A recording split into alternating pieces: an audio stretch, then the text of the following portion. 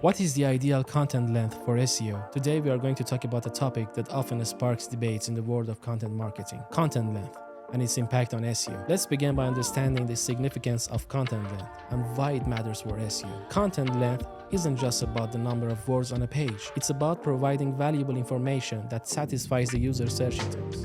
And here's why it's crucial. Lengthier content can provide in-depth answers and more comprehensive experience for users, increasing their satisfaction. Longer content allows you to naturally use a broader range of relevant keywords, improving the chance of ranking in various search queries. High-quality, long content is more likely to attract backlinks from other websites, boosting your site's authority. Now, let's talk about the ideal content length. The ideal content isn't just a simple answer. It depends on several factors, including your industry, topic, and audience. Here's how to find the right balance. User intent.